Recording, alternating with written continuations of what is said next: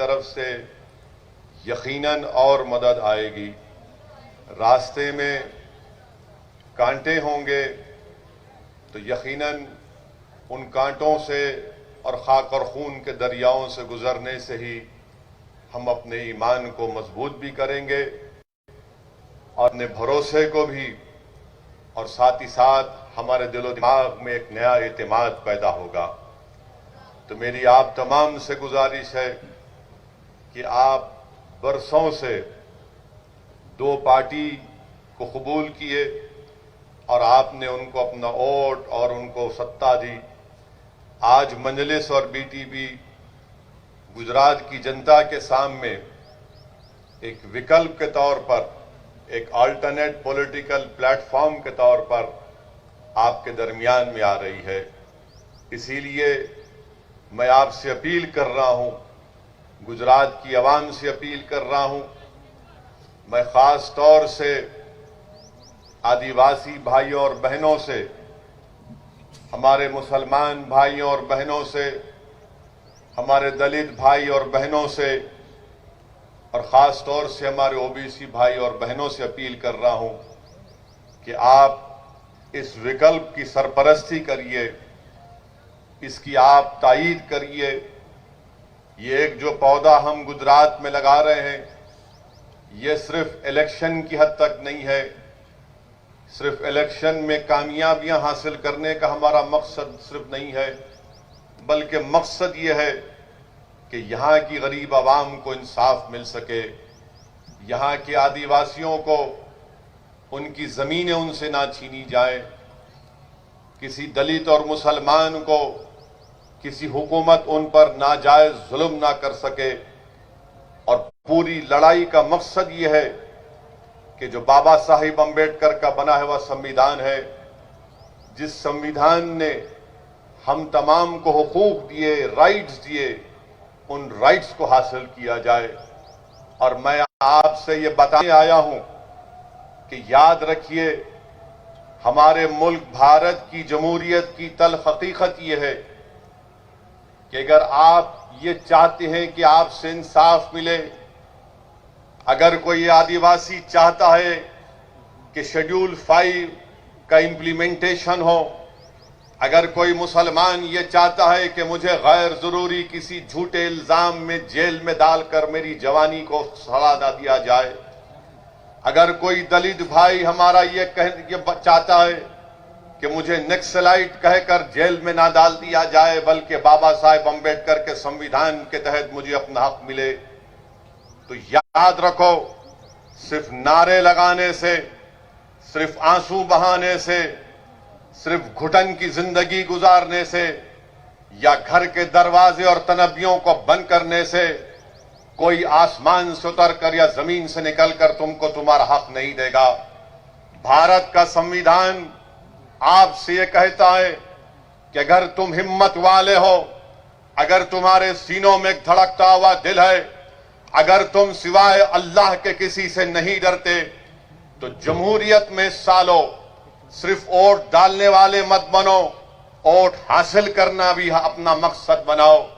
जिस दिन आप अपना वोट हासिल करेंगे, जब ये तमाम वंचित समाज अपना वोट हासिल करेंगे, तब जाकर हम बाबा साहिब अम्बेडकर ने संविधान में जिन 4 बातों का जिक्र किया था, जिसमें बाबा साहिब अम्बेडकर ने कहा था कि मैं तो संविधान बना चुका हूं, और बाबा साहिब अम्बेडकर ने कहा कि अब ये आदिवासियों पर, मुसलमानों पर, दलितों पर, ओबीसियों पर मुनसिर है कि अगर वो अपने ख्वाबों को पूरा करना चाहती हैं, तो तुमको जरूरी है कि मैं तुमको वोट डालने का हक भी दे रहा हूं और वोट हासिल करने का भी हक दे रहा हूं। भारत का संविधान, जो हमारे संविधान बनाने वालों ने हमसे क्या कहा कि अगर तुम लिबर्टी हासिल करना चाहते हो, आजादी हासिल करना चाहते हो, अगर तुम इक्वालिटी हासिल करना चाहते हो, मसावात हासिल करना चाहते हो, अगर तुम जस्टिस हासिल करना चाहते हो, इंसाफ, अगर तुम फ्रेटर्निटी हासिल करना चाहते हो, भाईचारगी, तो याद रखो तुमको अपने मुकद्दर के फैसले खुद करना पड़ेगा। और तुम अपने मुकद्दर के फैसले उस वक्त करोगे जब तुम एक सियासी ताकत बनोगे। तुम सियासी ताकत उस वक्त बनोगे जब तुम अपने वोट से अपने नुमाइंदों को कामयाब करोगे। और कौन तुम्हारे नुमाइंदे होंगे? जो कांग्रेस, बीजेपी और दूसरी पार्टी का नहीं होगा, बल्कि तुम्हारे ही दरमियान से तुम किसी एक दीवाने को या फिर तुम्हारी बहन को तुम जब कामयाब करोगे, वो जब तुम्हारे नुमाइंदे तुम्हारे वोट से कामयाब होकर गुजरात की असेंबली में जाएंगे तो उनकी जबानों पर ना मोदी का खौफ होगा, ना कांग्रेस का खौफ होगा, बल्कि उनकी जबानों पर तुम्हारी नाइंसाफियों की दास्तानें होंगी। उनकी जबानों पर इंसाफ की मुतालबा होगा। यही पैगाम देने के लिए हम आए हैं, यही पैगाम और हमारा मकसद एक ही है। इसीलिए आज हम छोटू भाई वसावा के साथ खड़े होकर उनसे कंधे से कंधा मिलाकर हम ये लड़ाई लड़ना चाहते हैं। मैं आपसे अपील कर रहा हूं कि आप ना सिर्फ इसमें साथ दीजिए बल्कि हमारे लिए दुआ करिए। और आपसे अपील कर रहा हूं, याद रखो, जमहूरियत में डरने से कुछ हासिल नहीं होता। जमहूरियत में सिर्फ खामोश बैठने से कुछ हासिल नहीं होता। याद रखो, जो सबसे ज्यादा आवाज लगाएगा उसी की आवाज सुनी जाएगी। जो रोएगा दुनिया उसको और दबाएगी। जो डर जाएगा इख्तिदार की कुर्सियों पर बैठने वाले उसको और डराएंगे। आप मुझसे सवाल करेंगे कि असदुद्दीन ओवैसी तुम क्या कह रहे हो कि जो डराएगा, जो डरता है उसको और डराया जाएगा, जो रोता है उसको और रुलाया जाएगा, और जो सबसे ज्यादा आवाज लगाएगा तो उसकी आवाज को सुना जाएगा। ऐ भरूच के जियालो, ऐ भरूच के मेरे शेरों जो तुम आज यहां पर जमा हुए, सुन लो मेरी इस बात को, सुन लो मेरी इस बात को। भारत के किसानों ने नरेंद्र मोदी की नींद को हराम करके रख दिया। वो किसान निकल कर आए, वो किसान निकल कर आए, हजारों की तादाद में निकल कर आए, नारे लगाए, दिल्ली को अपना ट्रैक्टर लेकर आया। तो भारतीय जनता पार्टी जिसके पास 300 एमपी है, आज वो परेशान है, टाई टाई उनकी हो रही है कि कैसे किसानों से मुकाबला किया जाए। वही इत्तेहाद के मजाहरे, वही जमहूरियत के मजाहरे आपको गुजरात में करना पड़ेगा, क्योंकि नरेंद्र मोदी, बीजेपी जानती है कि संसद में, विधानसभा में इनके पास इतनी ताकत है कि जो लोग चुन कर जाते हैं वो गूंगे बन जाते हैं, जिनको वोट डालकर भिजाया जाता है वो अंधे हो जाते हैं, बहरे हो जाते हैं। इसीलिए जमहूरियत आपसे मुतालबा कर रही है। अंबेडकर का संविधान तुमसे कह रहा है कि अगर तुम जिंदा कौम हो तो हरकत करो, हरकत में बरकत है। तुम्हारी खामोशी दुनिया को पैगाम दे देगी कि तुम जिंदा कौम नहीं हो। जिंदा कौम का मतलब यह है कि जिंदगी का सबूत देना है। मैं हमारे आदिवासी भाइयों से कहना चाहूंगा कि भारत के संविधान में जयपाल सिंह मुंडा ने जो कुर्बानियां दी हम उनको सलाम करते हैं। यही जयपाल सिंह मुंडा थे जिन्होंने आदिवासियों के लिए शेड्यूल 5 का जिक्र संविधान में किया था। मेरे अजीज दोस्तों और बुजुर्गों, ये हमारी लड़ाई हमारी बका की लड़ाई है। ये हमारी लड़ाई हमारे संविधान को बचाने की लड़ाई है। हमारी लड़ाई इस मुल्क में अमन को मजबूत करने की लड़ाई है। मैं आज के जलसे से उस अजीम आदिवासी constituent assembly debate constituent assembly के रुकन जयपाल सिंह मुंडा को भी सलाम करता हूं कि इन बुजुर्गों ने हमको, हमारी आने वाली नस्लों के लिए ये सोचकर शेड्यूल 5 का इनकॉर्पोरेशन भारत के संविधान में किया था।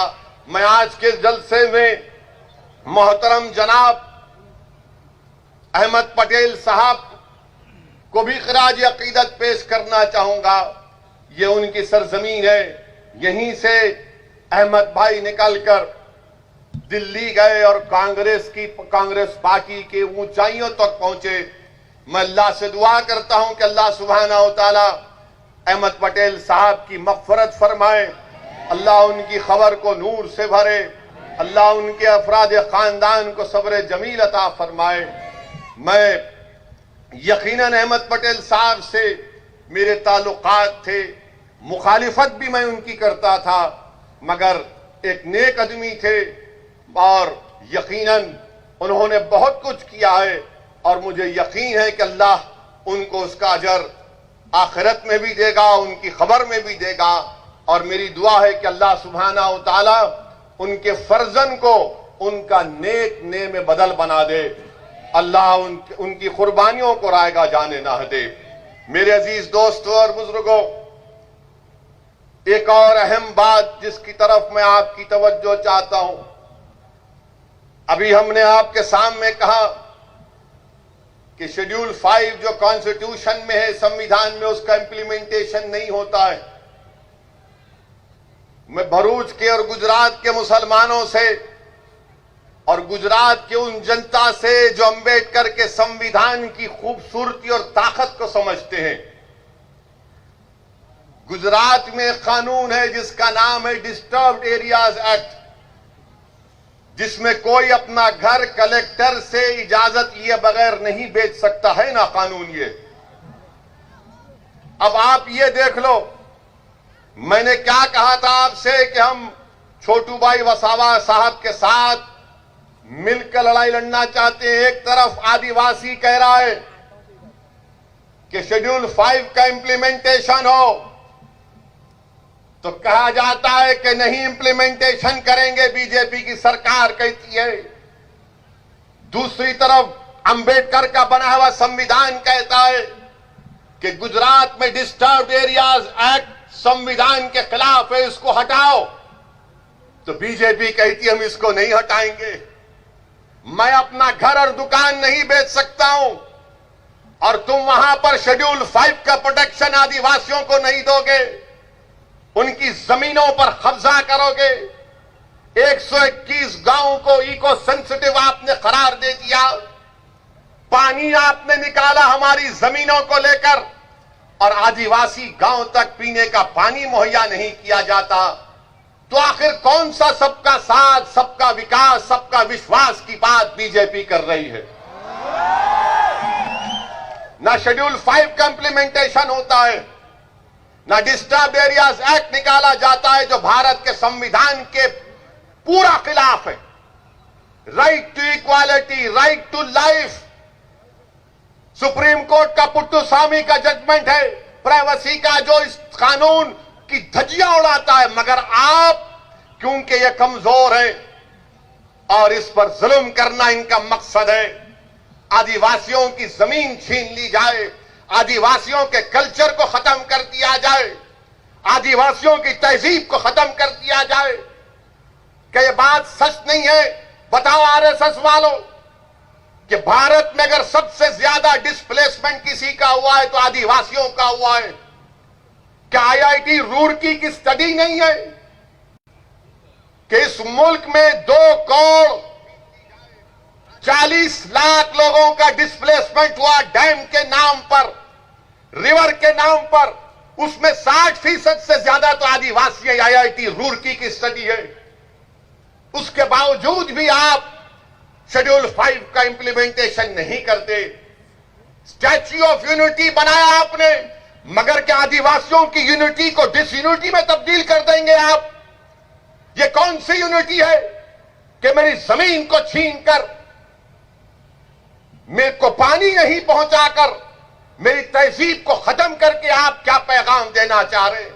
मगर मैं गुजरात के मुसलमानों को पैगाम दे रहा हूं, मैं आपको पैगाम दे रहा हूं कि सीखो आदिवासियों से कि बीजेपी की हुकूमत 25-26 साल से इस सरजमीन पर, यहां पर बरसों से आरएसएस ने अपना काम किया, मगर उसके बावजूद भी मैं छोटू भाई वसावा साहब आपको सलाम करता हूं कि आपकी और आपके समाज ने आपके 2 एमएलएस को जिताया यहां पर। ये इनको कामयाब किया, बीटीपी को, हमारे महेश भाई को और उनके साथियों को। इन आदिवासियों ने हमको पैगाम दिया मुसलमानों को कि देखो हमारी जमीनें छीन ली गई, हमारे जमीन के अंदर जो सोना है, कोयला है, उससे महरूम कर दिया गया। मगर हम ना उम्मीद नहीं हुए। हमने छोटू भाई को अपना नेता माना, अपना बड़ा माना और हमारी लड़ाई के लिए उनको अहमदाबाद में भिजाया, क्योंकि हम ये मानते हैं, आदिवासी जानता है कि उनकी लड़ाई अगर कोई लड़ सकता है तो बीजेपी कांग्रेस वाला नहीं लड़ सकता। उनकी लड़ाई अगर कोई लड़ सकता है तो उन्हीं के दरमियान का छोटू भाई वसावा लड़ सकता है। मेरे अजीज दोस्तों और बुजुर्गों, ये हमको सीखने की जरूरत है। यकीनन मेरे इस जुमले से बहुत से लोगों को तकलीफ होगी, मगर मेरा मकसद यह है कि सच्चाई को बयान किया जाए और आपके दिलों में एक जोश को पैदा किया जाए, एक फिक्र दिया जाए आपको, ताकि जब आप यहां से उठकर जाएंगे तो एक पैगाम और फिक्र लेकर जाए। मेरे अजीज दोस्तों और बुजुर्गों, मैं छोटू भाई वसा साहब के घर पर आज हम निकलने से पहले हमको मीडिया के लोग आते हैं। माशाअल्लाह से पूरे भारत में अगर कोई बदनाम है तो ये दीवाना आपके सामने जो खड़ा हुआ। मीडिया के लोगों को लगता है कि इस दाढ़ी वाले का सर पे जिसकी टोपी है उसका इंटरव्यू लेंगे तो उनका टीआरपी बढ़ता है। हमको भी कोई फिक्र की बात नहीं है, वो भी अपना काम, हम भी अपना काम करते हैं। मगर हमसे आज एक अजीब सवाल किया गया। हमसे टीवी चैनल के एक मोअज़्ज़िज़ जर्नलिस्ट ने हमसे सवाल किया कि असदुद्दीन ओवैसी साहब, आप मोदी और अमित शाह के गुजरात में क्यों आए हैं? महेश भाई आप सुने ना, आप थे, सुने। तो मैंने कहा यह सवाल आपका गलत है। गुजरात भारत का हिस्सा है, मैं भारत का एक बाशिंदा हूं, बाइज्जत बाशिंदा हूं, अव्वल दर्जे का सिटीजन हूं और मैं भारत में किसी भी कोने में जा सकता हूं। मैं और कुछ भी कहना चाहता था मगर नहीं कहा, इसलिए कि आपके दरमियान में उसका जवाब देना चाहता था। मैं हमारे वो मीडिया के लोग जिनके दिमागों में ये बात बैठ चुकी है कि ये गुजरात मोदी और अमित शाह का है, ये आपकी गलत सोच है, ये आपकी गलत सोच है, आपकी अनपढ़ सोच है, आप नहीं जानते। मैं तो ये समझता हूं और मानता हूं ये गुजरात गांधी का गुजरात है। ये गुजरात गांधी का गुजरात है और गांधी का गुजरात ही रहेगा, क्योंकि अमित शाह और मोदी गांधी से बड़े नहीं हैं, ना कभी होंगे इंशाअल्लाह। ये गांधी का गुजरात है और गांधी का गुजरात रहेगा। ये वो गुजरात है जहां की जनता ने अपनी दिमागी काबिलियत की बुनियाद पर, अपनी मेहनत की बुनियाद पर इस भारत को मजबूत किया। ये उन लोगों का गुजरात है। ये गुजरात छोटू भाई वसावा का गुजरात है। ये गुजरात छोटू भाई वसावा का है। मगर अगर हर कोई ये कहेगा कि नहीं ये मोदी और अमित शाह का गुजरात हो गया, हाँ यहां से गए जरूर, बहुत से आएंगे चले जाएंगे, मगर गुजरात की पहचान तो गांधी से होगी ना। गुजरात की पहचान यहां के आदिवासियों से होगी। गुजरात की पहचान यहां की तहजीब और तमद्दुन से होगी। गुजरात की पहचान उन लोगों से नहीं हो सकती जो आजादी के बाद आए और आकर थोड़ा बहुत सियासत में काम किया। उनको जनता ने उनको वहां दिल्ली पहुंचा दिया। मगर मीडिया के लोगों, वो पूरा नहीं, थोड़े लोग, जरा हिस्ट्री पढ़ लो और कभी भी सवाल करने से पहले, खास तौर से मुझसे जब सवाल करेंगे एहतियात से। हम अच्छों को नहीं छोड़ते, क्योंकि मैं किसी के घर में मेहमान था, इसीलिए जरा अपनी खराब जबान को रोक लिया, वरना मैं जबान का बड़ा गंदा, जिसलिए कहते ना कि ये हेट स्पीच देता, जहां जाता हेट स्पीच देता। मैं कभी भी ये नहीं कहा, ना मैं किसी मजहब के खिलाफ था, ना हूं और ना कभी रहूंगा इंशाअल्लाह ताला। मेरी लड़ाई भारत के संविधान में जो हमको हक दिया गया, उन हक हुकूक को हासिल करना है, और वही लड़ाई उस वक्त कामयाब होगी जब आप साथ देंगे। साबिर काबुलीवाला, असदुद्दीन ओवैसी गुजरात को अपनी अना की तस्कीन के लिए नहीं आए। इम्तियाज जलील, वारिस पठान अपनी मकबूलियत में इजाफा करने के लिए गुजरात को नहीं आए। हम गुजरात को इसलिए आए ताकि पूरा वंचित समाज एक हो जाए। इस वंचित समाज का एक्सप्लॉयटेशन, इस्तेसाल हो रहा है। मैं गुजरात को इसलिए आया हूं कि तुम्हारे दरमियान में मुझसे ज्यादा काबिल किसी को अल्लाह लीडर बना दे, जो सच्चाई के साथ गुजरात की विधानसभा के में जाकर गुजरात की विधानसभा के दरों दीवारों को इंसाफ का नाम लेकर उन दीवारों को हिला कर रख दे। ये मेरा मकसद है, ये हमारा पैगाम है। इसीलिए मेरे अजीज दोस्तों और बुजुर्गों, मुत्तहिद रहिए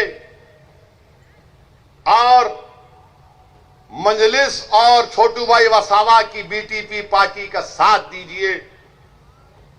हमारा मकसद एक ही है कि ये जो दो पार्टियां गुजरात में चल रही हैं, ये मामू भतीजे की पार्टी है, कांग्रेस बीजेपी। ये मामू भतीजे हैं। तू मेरी पीठ खुजा, मैं तेरी पीठ खुजाता हूं। ये कांग्रेस वाले अब मीडिया हमसे एक बार सवाल किए कि कोई आपको बोलता बी टीम है, आप फुला करते। मेरे भाई, आप जानते हैं मुझसे बेहतर कि पिछले विधानसभा के चुनाव में कांग्रेस के जितने विधायक जीते थे, उसमें से 12 बीजेपी में भाग गए। मेरे से पूछ के गए थे, या छोटू भाई वसावा के पास बैठकर बातचीत करके गए थे। ये तो मोदी अमित शाह से पहले से मिले हुए थे। ये इनका अंदर का रिश्ता है, इनका अंदर का कनेक्शन है। कांग्रेस और बीजेपी ऐसा है ना कि 3G से 4G, ये दोनों उतना ही है। ये कभी अलग नहीं हो सकते, याद रखो आप मेरी बात को। गुजरात की जनता को आज एक विकल्प की जरूरत है। उस विकल्प और जो एक पॉलिटिकल वैक्यूम है, उस पॉलिटिकल वैक्यूम को हम पूरा करना चाहते हैं। बहुत से मसाइल हैं मुसलमानों के, आदिवासी के, दलित भाई और बहनों के, ओबीसी समाज के, मगर याद रखिए, अगर हर कोई जीत कर रूलिंग पार्टी में जाकर कूद जाएगा तो उन गरीबों का कोई फायदा नहीं होगा। मैं आपको बता रहा हूं कि अगर कोई ये समझता है कि मैं एमएलए बन गया, मैं रूलिंग पार्टी के साथ चला जाऊंगा तो मेरा कोई फायदा हो जाएगा, नहीं होगा। क्यों नहीं होगा? उसकी मिसाल तुम्हारे सामने छोटू भाई वसावा है। 7 बार के एमएलए, कई बार इनको एनकाउंटर करने का ऑर्डर निकला, जेल की सलाखों में डाला गया, मगर मैं फिर से आदिवासियों को सलाम करता हूं कि उन्होंने दीवार की तरह, एक शीश पिलाई हुई दीवार की तरह अपने लीडर का साथ नहीं छोड़ा और कहा कि सत्ता की जरूरत नहीं है। छोटू भाई वसावा और महेश भाई, तुम जाओ असेंबली में जाकर हमारी लड़ाई लड़ो। हमारे दिलों में जो छुपा हुआ गम है उसको बयान करो। हमारे आंख में आंसू आने मत दो। हमारे बच्चों के हौसलों को बुलंद रखो।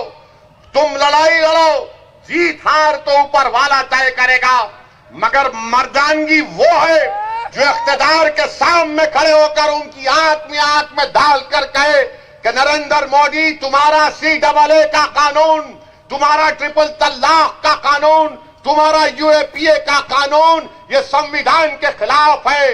हिम्मत और हौसला और हक को बयान करने का मकसद एक ही है ताकि तुमको पैगाम मिल जाए कि जब अगर कोई 2 MP भी हो और बीजेपी के 300 हो तो मोदी की हुकूमत के सामने सच्चाई को बयान करने के लिए जो काम गांधी ने किया था कि सफेद फार्म हुकूमत के उस गलत कानून को गांधी ने फाड़ा, तो तुम्हारा ये दीवाना बीजेपी के 300 MP के सामने CAA कानून को फाड़ कर रख दिया।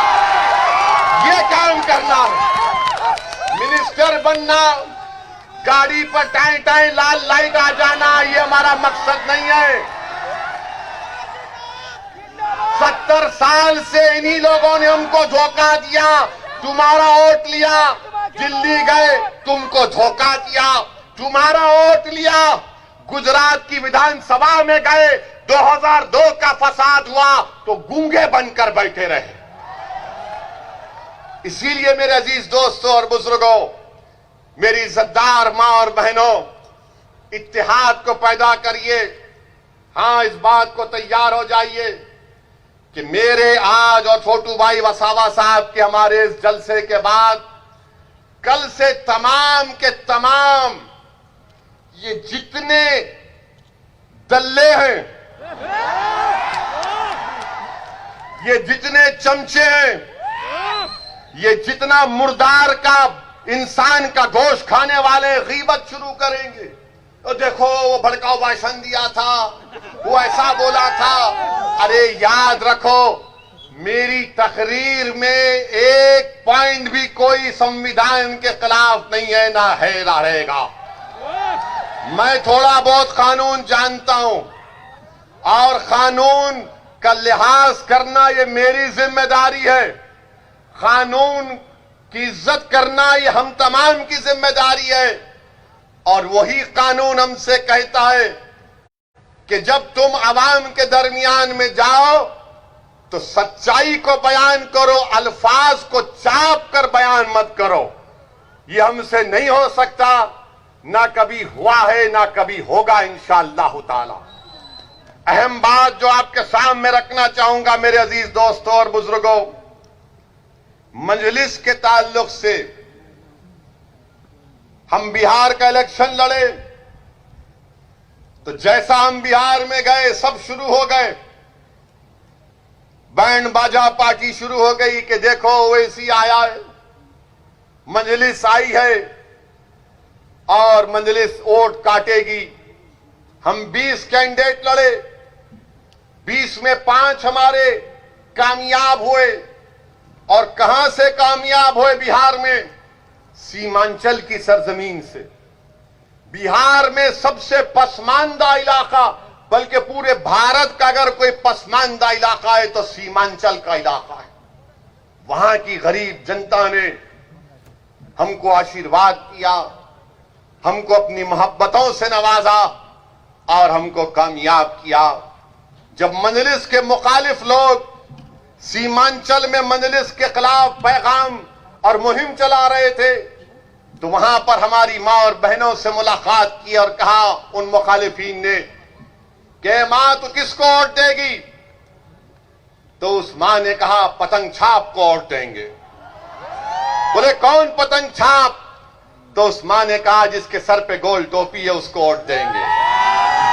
तो उन मुखालिफिन ने कहा अरे वो तो सत्ता में नहीं आएगा। तो उस मां ने कहा सुनो इस बात को, उसीलिए तो उसको वोट दे रहे हो, उसको सत्ता से मोहब्बत नहीं, उसको इंसाफ के लिए लड़ना है, उसको हमारी आवाज बनना है। ये काम आपको करना है। आपने सबको मिनिस्टर बनाया, मंत्री बनाया, संतरी बनाया, ये तमाम के तमाम कंत्री निकले। अब आपको मर्दों को भी जाना है, बहादुर मां और बहनों को वोट डालकर भी जाना है, जिनकी जबानों पर तुम्हारी नाइंसाफियों की दास्तान हो, जिनकी सोच और फिक्र में तुम्हारी तरक्की हो, जिनका जीना और मरने का मकसद तुम्हारी लड़ाई लड़ना हो। इसीलिए मैं आपसे कह रहा हूं कि जिस तरह बिहार की जनता ने मजलिस के 5 उम्मीदवारों को कामयाब किया, मेरी आंखें वो दिन देख रही हैं इंशाअल्लाह ताला। हम छोटू भाई वसावा के साथ गुजरात में इंशाअल्लाह ताला अपनी एक सियासी हैसियत को बनाएंगे और एक ताकतवर हैसियत को बनाएंगे यहां पे इंशाअल्लाह ताला। मेरे अजीज दोस्तों और बुजुर्गों, 20 सीट 5 हम जीते, 9 पर कांग्रेस और आरजेडी कामयाब हुए, 6 पर एनडीए कामयाब हुई। और वो 6 जो एनडीए कामयाब हुई, उनका जो कुल वोट था हमारे वोट से बढ़कर था। जब मैंने ये तमाम चीजें डाल दी तो ये लोग जो डरते हैं ना, जो मंजलिस की मुखालिफत क्यों करते हैं, वो इसलिए करते हैं कि वो हमेशा तुमको गुलाम बनाकर रखना चाहते हैं, तुमको डरा कर रखना चाहते हैं, तुमको खौफ दिलाकर रखना चाहते हैं कि अगर तुम हमसे हटकर किसी को और दोगे तो तुम्हारी जिंदगी को खतरा, अगर तुम हमसे हटकर किसी का साथ दोगे तो तुम्हारी मस्जिद को खतरा, अगर तुम हमसे हटकर किसी को और दोगे तो तुम्हारा जीना मरना या तुम्हारे इलाके में डेवलपमेंट नहीं होगा। मेरे भाई याद रखो मेरी इस बात को, मैं भी थोड़ा बहुत उलेमाओं के पैरों के पास बैठकर उनकी जबान से सुनाऊं कि जब हशर के दिन अल्लाह सबको जमा करेगा, जिसमें तुम और हम भी शामिल होंगे, उनसे पूछा जाएगा कि बताओ तुमने दुनिया में कितने दिन गुजारे। उन तमाम से पूछेगा रब्बे करीम, तो सब पुकार कर कहेंगे अल्लाह एक दिन गुजारा था हमने। और तुम उस एक दिन के लिए, तुम सिर्फ इस एक दिन के लिए डरोगे, तुम सिर्फ उस एक दिन के लिए इन बातिल ताकतों के सामने अपना सर को झुकाओगे, तुम सिर्फ एक दिन के लिए अपनी आंख में आंसू लाओगे उनके खौफ से नहीं। अगर एक दिन जीना है तो अल्लाह के खौफ से आंसू पैदा करो, अगर एक दिन जीना है तो हिम्मत से गुजारो, अगर एक दिन जीना है और जिएंगे एक दिन तो इज्जत से गुजारो, और इज्जत से गुजारो और इज्जत से जाएंगे इंशाअल्लाह ताला। मेरे अजीज दोस्तों और बुजुर्गों, ये इसलिए कह रहा हूं, ये इसलिए कह रहा हूं कि सोचो मेरी इस बात को, सोचो मेरी इस बात को, सोचो मेरी इस बात को। अब डरना किसी से नहीं है, जमहूरियत है, संविधान सबके लिए बराबर है। हां तकलीफ होगी, रास्ते में कांटे बिछाए जाएंगे, मसाइब का मुश्किलात का सामना करना पड़ेगा, मगर सुनो दीवानों, रसूलुल्लाह सल्लल्लाहु अलैहि वसल्लम के गुलामों सुनो, तुमने सुना होगा उलमाओं की जबानों से कि कमली वाले ने कहा था कि सबसे ज्यादा मुझे सताया गया है, उसके बाद किसी को इतना नहीं सताया जाएगा। मेरे अजीज दोस्तों और बुजुर्गों, अपनी हिम्मत और हौसलों को बुलंद रखो। क्या तुम नहीं देखते कि हमारी तारीख में ऐसे ऐसे वाकयात हैं, तारीख के किताबों में, सीरत की किताबों में वाकयात हमारे सामने हैं। हजरत बिलाल को गरम गरम रेत पर पत्थर रख दिया जाता था, और जब अल्लाह ने उनको इज्जत दी, कैसे इज्जत दी, कहा कि आका ने फरमाया कि बिलाल काबे की छत पर खड़े हो जाओ और आजाद दे। ये होता है मसाइब और मुश्किलात से गुजरना पड़ेगा, और वही लोग कामयाब होते हैं जिनमें एतमाद होता है, जिनमें भरोसा होता है, जिनमें हिम्मत होती है। और हमको और आपको यही काम करना है। मैं हमारे बुजुर्गों से अपील करूंगा, जो मेरी गुफ्तगू को बहुत ज्यादा पसंद नहीं करते, मगर मैं हमारे बुजुर्गों से हाथ जोड़कर अपील कर रहा हूं, क्या आप इन बच्चों का मुस्तकबिल अपनी जवानी जैसा तुमने गुजारने दोगे? हमारे बुजुर्गों से अपील कर रहा हूं कि इन बच्चों के लिए, आने वाली नस्लों के लिए, ये आने वाला कल उनका होगा, उनके अच्छा बनाने के लिए, उनके हुकूक को हासिल करने के लिए, भारत की जमहूरियत को और भारत के संविधान पर और अटूट भरोसा पैदा करने के लिए मैं आपसे अपील कर रहा हूं कि छोटू भाई वसावा की बीटीपी पार्टी का साथ दीजिए, मंजलिस का साथ दीजिए। ये तो शुरुआत हुई है गुजरात से, अभी यहां से हम शुरू करेंगे। अभी तो पहला कदम नहीं पड़ा और दुश्मन कांपना शुरू कर दिया। अभी तो चलना शुरू नहीं हुआ, सियासी महलों में जलजले आना शुरू हो गए। अभी तो दौड़ना शुरू नहीं किए तो मातम शुरू हो चुका है। ये गुजरात से जाएगा, गुजरात कवर करेगा इंशाअल्लाह, राजस्थान भी जाएंगे इंशाअल्लाह ताला। राजस्थान भी जाएंगे। वहां पर धोखा किसने दिया छोटू भाई वसावा को? किसने दिया? आपको मालूम क्या किया कांग्रेस और बीजेपी ने, मामू भतीजा पार्टी ने? आज से इनका नाम मामू भतीजा पार्टी। कंफर्म? बस लॉक कर दिया जाए, इसको लॉक कर दिया जाए। तो मामू भतीजा ने क्या किया? छोटू भाई वसावा का चेयरमैन बनना था क्या महेश भाई? तो इनको लगा कि आदिवासी बनेगा, आदिवासी पार्टी का बनेगा। तो मामू भतीजे बोले मामू पुकारा भतीजा, दोनों गले मिल गए। लपट के रोए, बोले नहीं नहीं हम दोनों एक हैं, ये गंदा है, इसको नहीं बनाएंगे। धोखा दिया, धोखा दिया। और एक चेयरमैन की सीट के लिए, एक चेयरमैन की सीट के लिए सोचो इनके दिलों में कितनी नफरत भरी होगी। सोचो ये क्या आपको ताकतवर बनाएंगे। इसीलिए कह रहा हूं कि हमको गुलाम बनाकर रखना चाहते हैं। मैं आपसे कह रहा हूं कि आप मंजलिस का, बीटीपी पार्टी का साथ दीजिए। गुजरात की सियासत में एक नई तारीख हम रकम करेंगे। कल तक जो लोग एक टेबल पर, एक कुर्सी पर पैर पे पैर डालकर हमारे मुकद्दर का फैसला करते थे, आज एक और कुर्सी उसके सामने पर रखी जाएगी। उसमें महेश भाई और बैठेंगे और बैठ कर कहेंगे ए रुक जाओ साहिब, एक और कुर्सी डालो, साबिर भाई तू भी बैठ। तो साबिर काबुली वाला और महेश भाई बैठकर उस साहिब की आंख में आंख डालकर बोलेंगे अब ये काम तुमको करना है, हम तुमको ऑर्डर दे रहे हैं, तुम ऑर्डर नहीं दे सकते अब हमको। ये जमहूरियत में होगा, वो दिन आएगा इंशाअल्लाह ताला। हो सकता है कि मेरी जिंदगी में आए, मगर आएगा इंशाअल्लाह ताला। मुझे अपनी जिंदगी का भरोसा नहीं है, मैं कब चला जाऊं, कब बुलावा आ जाए, मगर जब तक अल्लाह मुझे इस दुनिया में जिंदा रखेगा मैं ये बात करता रहूंगा। गरीब और मजलूमों के इंसाफ का मुतालबा करता रहूंगा। मैं ये नहीं देखूंगा कि भारत के संसद में किसी इख्तिदार की कुर्सियों पर बैठने वाले वजीर आजम के पास 300 सीट है। मैं ये देखूंगा कि क्या मेरे दिल में इन गरीबों की मोहब्बत है या नहीं।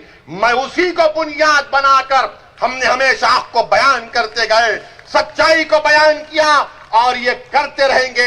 ये मिजाज आपको पैदा करना है मेरे भाई, ये मिजाज आपको पैदा करना है और इंशाअल्लाह ताला हम पैदा करेंगे। अब आप देखते हैं ना कि जो लोग सेकुलरिज्म बोलते हैं, अरे पूरे बीजेपी वाले लोकसभा की सीट जीत गए, कहां गया सेकुलरिज्म? अच्छा एक मेरे सवाल का जवाब दो, यहां की पार्लियामेंट की सीट में आप तमाम जितने यहां पर है, आपने बीजेपी को वोट दिया? दिया? किसको वोट दिया आपने? कांग्रेस को दिया ना, मामू भतीजा को दिया ना, शर्मा ने बोल दिया ना। कैसा जीत गया मामू भतीजा? फिर अभी सोचे तुम कभी कैसा जीत गया? मेरे भाई इसीलिए कह रहा हूं वंचित समाज एक हो जाओ, वंचित समाज एक हो जाओ। तुम्हारे वोट की अब अहमियत को जताना है तो छोटू भाई वसावा का हाथ पकड़ लो। पकड़ लिया नहीं, दिल में मोहब्बत भी पैदा करो। ये सिर्फ सियासी मोहब्बत नहीं बल्कि दिल में मोहब्बत पैदा होना चाहिए, क्योंकि देखने वाला देखे कि हां ये मुसलमान गुजरात का जब किसी का हाथ थामता है तो सिर्फ हाथ नहीं बल्कि अपने दिल को उनके दिल से मिला देता है, अपनी सोच को उनकी सोच से मिला देता है और एक होकर हमको अपने हक के लिए लड़ना है। और मेरे भाई, आखिर में मैं आपसे अपील कर रहा हूं कि ये किसान भाइयों के लिए दुआ फरमाइए, किसान भाइयों के लिए दुआ फरमाइए। इनके मुतालिबात हक बजानिब हैं। हम भारत के प्रधानमंत्री से भी कहेंगे कि नरेंद्र मोदी ने कहा कि मैं गरीबी से ऊपर आया हूं। हम भारत के प्रधानमंत्री से कह रहे हैं, जब आप खुद कहते हैं कि आप गरीबी से आगे बढ़े, उन किसानों की गरीबी को समझिए। आप किसान जब काम करता है, वो ट्रेड नहीं है, वो बिजनेस नहीं है, वो ऑक्यूपेशन है। इसलिए भारत के प्रधानमंत्री को उनको समझना चाहिए, वो भी गरीब है। वो 2.5 महीने से एहतजाज कर रहे हैं, 100 किसान मर चुके हैं सिर्फ एहतजाज में, आज भी लाखों की तादाद में पुकार रहे हैं। मुझे किसी मीडिया के लोगों ने कहा वो एक किसान नेता रो दिया और पूरे किसान निकल कर आ गए। मैंने कहा कि जब गरीब और मजलूम बेबसी की आलम में रोता है तो कुदरत हुक्म करती है कि जाओ उस मजलूम का साथ दो, और जिसके दिल में गरीबों की हमदर्दी नहीं होती उस पर गरीब की आंसुओं का कोई असर नहीं पहुंचता। मेरे अजीज दोस्तों और बुजुर्गों, हम किसानों के साथ हैं। ये अन्नदाता हैं, ये हमको खाना खिलाते हैं, ये मेहनत करते हैं, खेत में जाते हैं, बंजर जमीन को वहां पर उसको नरम करके बीज बोते हैं, फसल को उगाते हैं और पूरे भारत के दस्तरखानों पर खाना खिलाते हैं। इनसे आज जो किया जा रहा है वो ठीक नहीं किया जा रहा है, वो बहुत गलत हो रहा है, बहुत गलत हो रहा है। इनको बुलाना चाहिए, देश के प्रधानमंत्री को अपने घर में बुलाना चाहिए। और जिस तरह हमारे देश के प्रधानमंत्री ने ओबामा को चाय डालकर पिलाया था, अच्छा किया। हमारा मेहमान है, जो भी आता उसको उसकी खातिर तवाज़ो करना चाहिए। हम देश के प्रधानमंत्री से उम्मीद करेंगे वो तमाम किसानों को अपने घर पे बुलाएंगे, अपने हाथ से उनको चाय और बिस्किट खिलाकर कहेंगे कि जाओ, आज से तुम खुश रहो, तुम पे जो कानून है हमने उसको माफ कर दिया, रिपेल कर दिया उस कानून को। भारत के प्रधानमंत्री को दरिया दिली दिखाना जरूरी है। इन किसानों के गम को समझने की जरूरत है। और जो हमारे मीडिया के दोस्त ने सवाल किया था कि आप गुजरात को आए हैं, मोदी और शाह के गुजरात को आए हैं, मैं मीडिया के हमारे लोगों से कहना चाह रहा हूं, होम मिनिस्टर भारत के शाह साहब हैं। 1 साल में दिल्ली में लॉयर्स का, वकीलों का एहतजाज हुआ, पुलिस को मारे, वहां पर झगड़ा हुआ, CAA का प्रोटेस्ट हुआ, दिल्ली में फसाद हुआ, 50 से ज्यादा लोगों की जानें चली गई, 20 से ज्यादा मसाजिद को नुकसान किया गया, जलाया गया। अब फिर दिल्ली में 26 जनवरी को गड़बड़ हुई है। ये 56 इंच का सीने की सरकार है, कई की सरकार। मीडिया वाले आके बोलते 26 जनवरी को ऐसा हुआ, बोलो क्या बोलना है। Mister Owaisi, 26 January violence happened, what is your comment. अरे हम ही दूल्हे नजर आते आप जाकर ये क्यों नहीं पूछते होम मिनिस्टर साहब से, शाह साहब बताओ क्यों हुआ गड़बड़। ये नहीं पूछेंगे, नहीं पूछेंगे।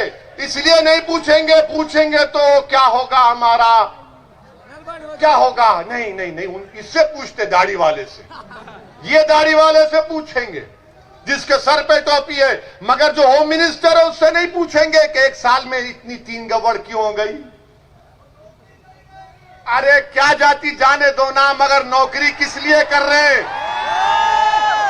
नौकरी तो सवाल पूछने के लिए कर रहे हैं ना, मगर ये मीडिया वाले भी जानते हैं मार्च के बाद इनकी पूरों की नौकरियां जा सकती, क्योंकि देश में इकॉनमी नहीं है, बड़े बड़े टीवी चैनल अखबारात में पैसा नहीं है तनख्वाह देने के लिए। उनको देखो सर हिला रहे हैं, सही कह रहा है, बोल रहे हैं, वो जानते हैं बहुत से मीडिया के लोगों की नौकरी जाने वाली है मार्च के बाद। अब आप बीजेपी से पूछेंगे क्या हो रहा है देश में, तो बोलेंगे तुमने देखा नहीं मोदी जी ने क्या कहा। मोदी जी ने कहा कि मित्रों जीडीपी बढ़ रहा है, तो कार्टून आया अखबार में, कार्टून आया कि जीडीपी का मतलब यह है कि गैस की कीमत बढ़ गई, डीजल की बढ़ गई, पेट्रोल की बढ़ गई। ये जीडीपी हो रहा है, ये काम हो रहा है। पूरे गुजरात में लॉकडाउन के बाद कारखाने बंद, लेबर परेशान, सूरत में डायमंड का कारोबार ठप, अहमदाबाद में टेक्सटाइल इंडस्ट्री डाउन। तो क्या चला रहे? लड़ाओ लड़ाओ लड़ाओ लड़ाओ लड़ाओ लड़ाओ। अब कोई नहीं लड़ेगा। अब इंशाअल्लाह ताला वंचित समाज जान चुका है कि आज हमारा इस्तेसाल किया जा रहा है। इसीलिए मेरी आपसे अपील है, मुत्तहिद रहिए। अब मुझे यहां से अहमदाबाद भी जाना है, इसीलिए आपसे इजाजत चाह रहा हूं और वादा कर रहा हूं कि इंशाअल्लाह ताला दोबारा फिर आऊंगा और अल्लाह जब तक जिंदा रखेगा बार बार आता रहूंगा। भरूच को आऊंगा, आपके दरमियान में रहूंगा। आपसे इल्तिजा है, गुजारिश है कि इस इत्तेहाद को कामयाब करिए। शुक्रिया। अस्सलाम वालेकुम व रहमतुल्लाहि व बरकातहू।